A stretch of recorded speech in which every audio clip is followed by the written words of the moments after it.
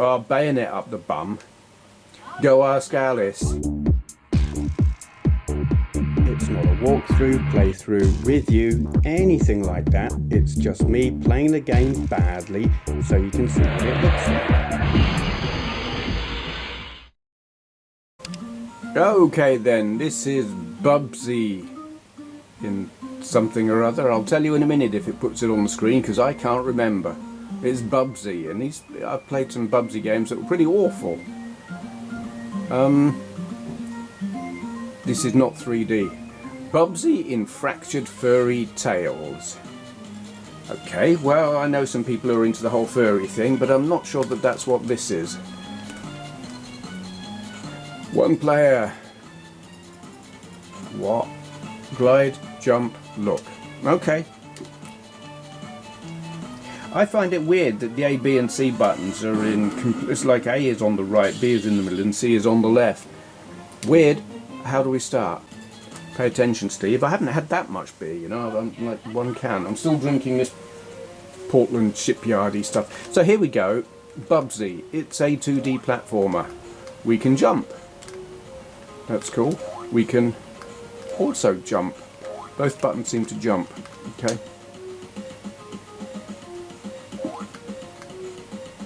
Well, yep, you can bounce on the bad guys.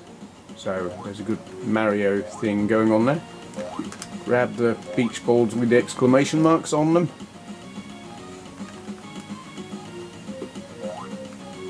There is a pink flamingo with a... Well, I don't know. What the bloody hell? What? That sounded like Cartman.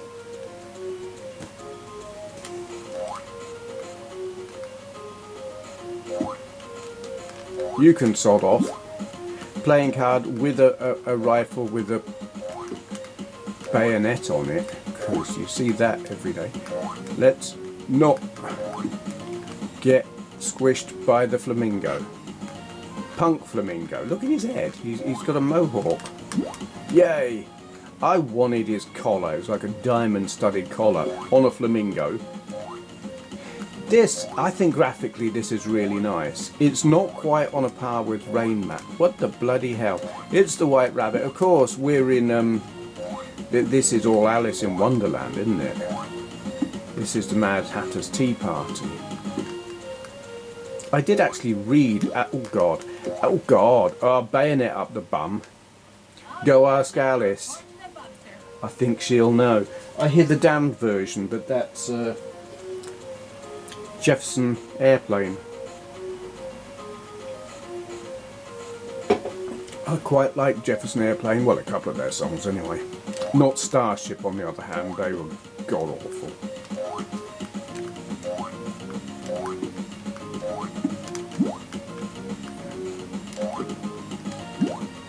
So oh god. I can't catch what he's saying. Oh sure, let's all... no. Sounded like I said, let's all... Was it torture? It didn't sound like torture Bubsy. It sounded like, let's all torch the Buster. Which makes no sense whatsoever and is almost certainly not what he said. But I'm a bit deaf and it's quite quiet. The voice was quiet compared to the music, which is not quite as quiet.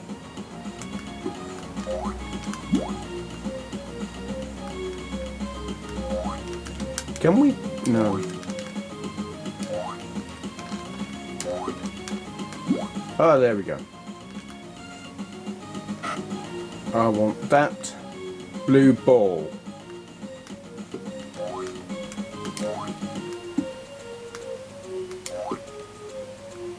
Hello, snake with sunglasses. Why not?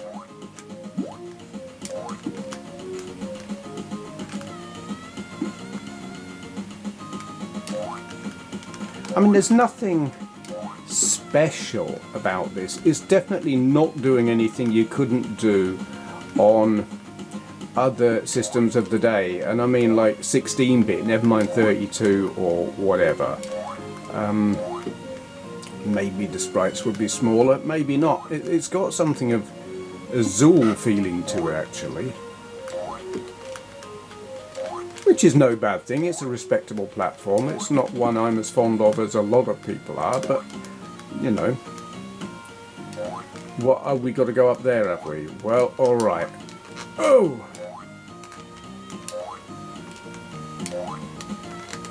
Want that. Probably would have been good to get the other stuff first, but, you know, I go where it tells me. Oh, I am. Oh, that was nasty. Wasp.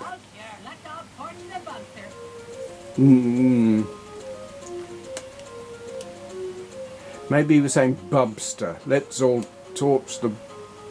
whatever. Kind of can't be bothered to bounce on them now, or even grab the balls. I don't want to. I just want to get further and see the pretty scenery. Though I also want to beat up these two. Oh God. The guys who I didn't bother with because I went where the arrow told me. I want to smack them about a bit. These two. Tweedledum and Tweedle Bastard.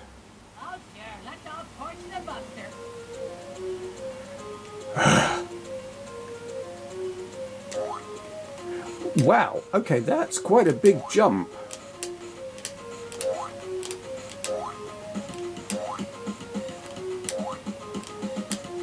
I don't know how.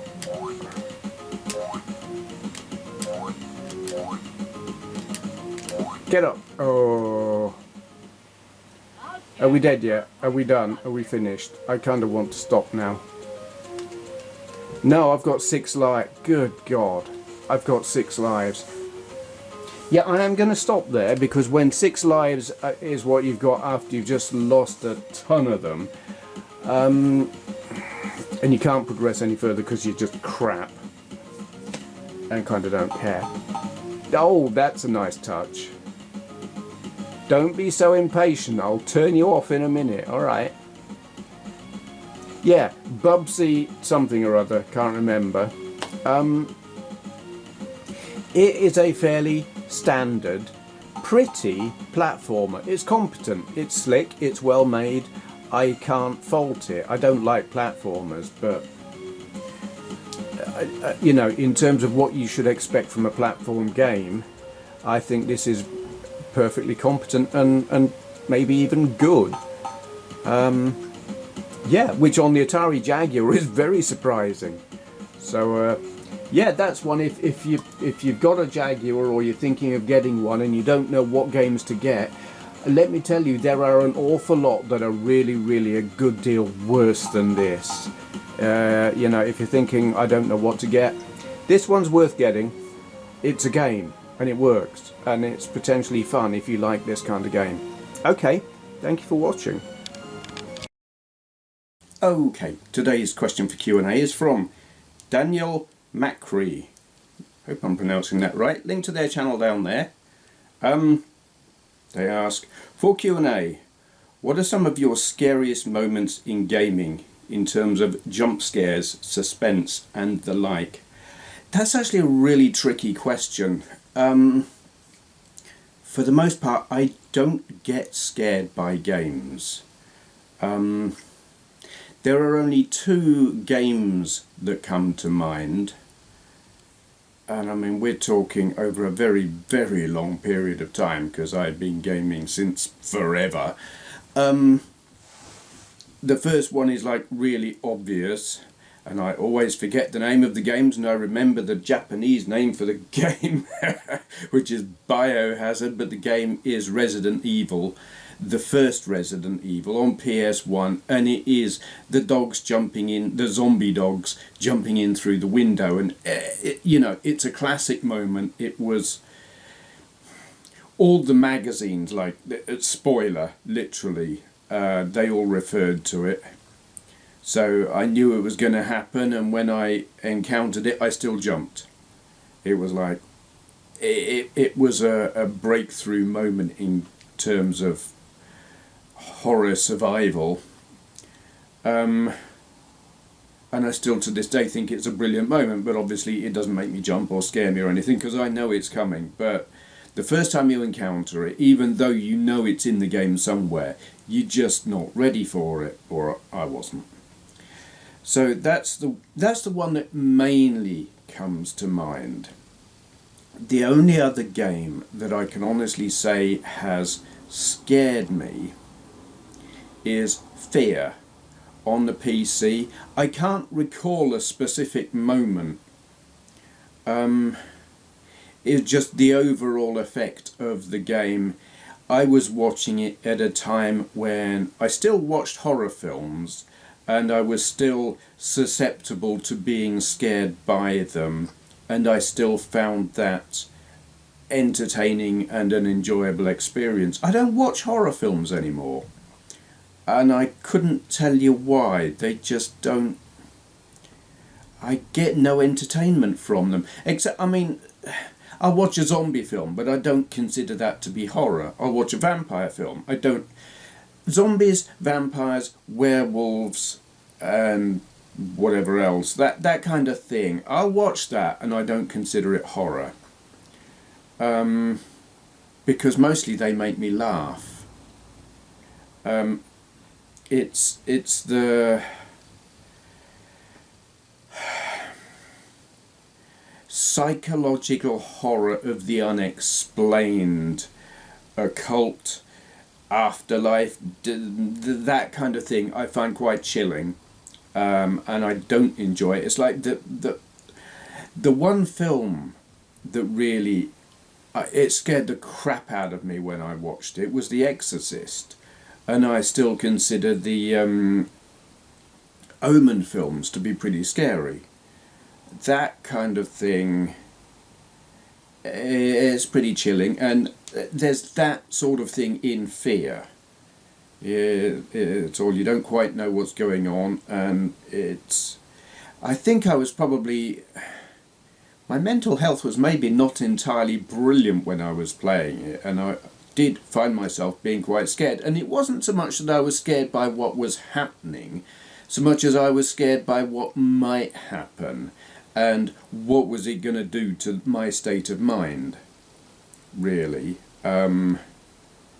Yeah. Fear. I was in fear of fear, if you like. There was no specific moment, or if there was, I can't remember. But I do know that that game had an effect on me. I've played it since. I installed it a couple of years ago and found it entirely meh. It did nothing. No effect whatsoever. So yeah, I definitely think it was at the time I was watching it I was particularly susceptible. And that's it. I can't think of any other video game that has had any kind of fear-related impact on me at all. There will be tense moments in games where I will be on the edge of my seat and you know... But it's the fear that I'm going to lose my life in the game. What, you know, the challenge, and I've got this far and now I'm going to... It's going to be game over or whatever, or I'm going to have to go back to that checkpoint all the way back there, or what, you know. It's not a fear of the content, it's just the fear of having to redo it after all this, which is a different thing entirely, and I get that in most games. Yeah. Speaking of which, I just recently completed Cyberpunk 2077. I say completed. I mean, in no way whatsoever did I 100% it, but I completed the main storyline. And my opinion of the game has changed. I enjoyed it. I reached a certain point where there were still things about it that annoyed me, and it's not bugs and glitches and stuff like that, just design choices where the learning curve was very steep, but I did reach a point where I pretty much knew how to do things, and I realised the whole stealth aspect and the hacking and all of that, which I found really difficult and annoying, and I didn't want to have to bother with. I found that you don't have to bother with it. If you don't want to play it that way, you don't have to. You can just go in there all guns blazing. after a certain point, when you've like up armoured and all of that lot, they can shoot crap out of you, and you're probably not going to die if you keep taking your health stimulant whatever they're called. And that's how I played. My main weapon by the end of the game was a samurai sword. It was like, I ain't even gonna bother like hiding behind something, poking out, shooting their head off with a sniper rifle, which, you know, it's a way to go. I just walked in there with my sword and shot them all to bits, and it didn't matter how many there were. That was always fun. And the storyline and the overall thing, I still see that game as there's an element of art to it. Yes, it is a game. I have changed my mind. Initially I was like, this isn't a game, it's art. No, it is a game, but it is also art. And there is a film type element to it. The storyline I did get to quite like. Not so much it's not like it was a convoluted storyline. It was more the message, the moral aspect. And I'm not going to give it away because there will be lots of people who haven't got there yet, maybe. The choices you have to make, moral choices, values, I liked it. I found that compelling and interesting, and it's not... I imagine you come across that kind of thing in a lot of games, but it was very impactful in this. Yeah, I liked it. And I also like that once you've completed the storyline, you can go back to just before the main closing final battle and then play all the other objectives, side missions that you haven't done already, because if you're like me, you completely ignored all the side missions and just went straight for the main storyline. But you can go back in and do them to your heart's content. Apparently it gives you some extra stuff. I've got no idea what, because a lot of it was technical gubbins and stuff that I didn't care about. Cyber stuff, hacks, body hacks, whatever. I ignored all of that. So if they've given me stuff, I don't know what it is. I found no extra big gun in my inventory, so I'm like, don't care. Yeah, I'm probably going to go back and play all of those side missions, or a lot of them or something, at my leisure. Because it's a fascinating world to be in. Okay, that had nothing to do with the question. I just thought I would update you on it. You know, final conclusion is it. I played it and have been playing it on a PS4 Pro. Is it worth getting on a PS4 Pro? Yes, it absolutely is. Is it completely glitch free? No, it's not. But it's not broken, and I didn't find any game spoiling or breaking glitches at all. You know, it's just the odd graphical shimmer here and there that you think, that's not quite right, but really, doesn't matter. It's pretty well fixed. Couldn't tell you whether it's worth playing on a base PS4 or not, because I haven't tried it. Yeah, okay. Anyone else who's got any questions they would like answering on a video like this, leave your question in the comments below, and remember to begin with for Q&A, so I know not to just answer in the comments. And thank you for watching. So, is he starting some kind of cookery show? It says something here about having pastry on. Pies? I like pies.